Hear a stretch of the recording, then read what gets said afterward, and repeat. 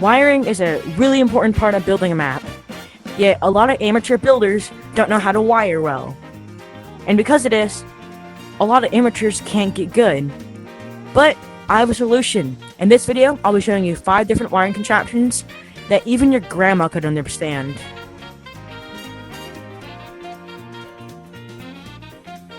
This first one is the changeable teleporter. Here's how it works. You have your teleporter and 2 buttons going into it. The one that has the green transmitter, bring you to this one. But then if you click the red button, it brings you to the other one. Yeah, it seems rather complicated, but it's really quite simple. You just have, I'm just gonna use this one as an example. This is the green one. I click the one that has the green transmitter, and it activates, causing a signal to go through on the toggle gate, powering this one forever. And since this one is not a powered one, you'll always teleport to this main one if you go through that one. But if I were to try to go through the red portal, you'd see this one shuts off. That's because the toggle gate has the red out input, and the red thing goes into the red input, causing it to turn off. And also, these can be, you can have like 50 of these if you wanted. You can have 50 buttons, and as long as you have 50 different colors, you can make them. This next build was made by Stargazer. Go subscribe to him because this design is super good, super useful. This is the 9x9 combination lock, and here's how you build one. Basically, you have a 9x9 keypad with 9 wireless transmitters coming out the back. But then, these 3 are the combination you need. You need this one. Oh, nope, it's fine. This one, and this one. And the door magically opens. But then if you get the combination wrong, like I get this one and this one, but I go too low, or I got too far to the left, and I got that one, and the password resets. I have to try again. But then if I click the right one, yeah, the door opens like normal. But then it's not staying open because this is a special.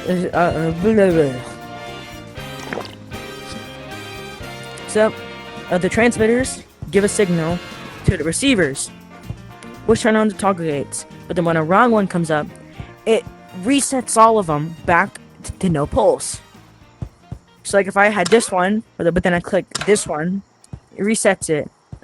And if I hit this one and I click that one, it resets it, and you get the point. But if I only have 2, let's say I have this one and I have this one, it's not gonna activate because it requires the last one. Once it activates, everything opens. And if you're wondering why it resets, it's because at the end you have a transmitter, which just resets the password. And so you have the door opener and a couple pulse extenders, so it stays open for like not 2 seconds. This next contraption is called the cooldown door. See, you can open it the first time. Then if I try to open it again, it doesn't work. Here's how it works. So, hold on, let me just. Basically, you have an AND gate right here, with one button feeding into one side and a NOT gate feeding into the other. Once it activates, it opens the door like normal, but it also sends a signal to these giant pulse extenders, which send the signal into the NOT gate. Not on my eye. Which sends a signal into the NOT gate, which disables it. Because it's disabled, it doesn't work. Of course, as soon as I say that, the cooldown ends. But yeah, really simple. This is very useful for button. This next one is the hallway diverter.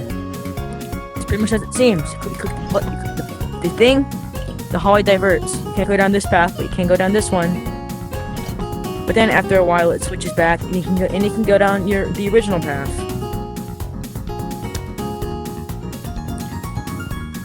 Here's how it works. Basically, you have your trapped wood here, and your transmitter coming out the back of it.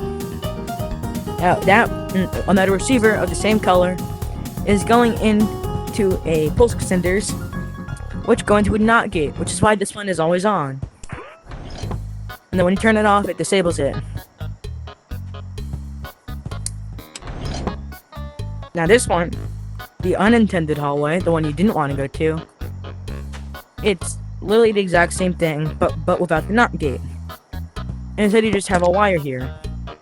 The final contraption is called the alarm. How it works is that you have a button, and when you click the button, it sends the alarm on a loop. Now the alarm will go forever. It will always be going off until you click the shut off button, in which you'll go one final time, but then it'll be off until you turn off the turn off button, and it will restart again.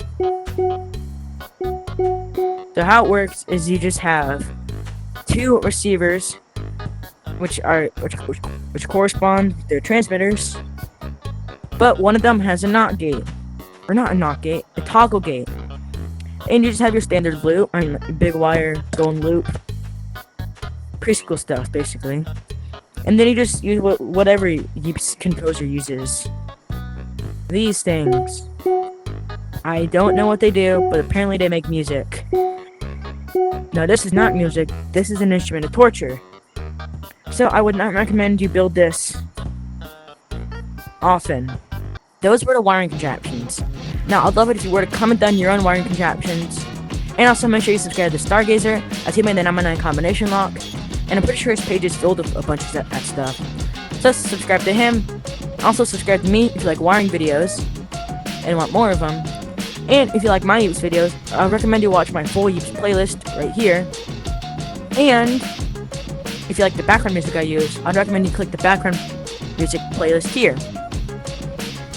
Anyways, like, subscribe, share, make your grandma build these and prove me wrong, I guess. But, toodles.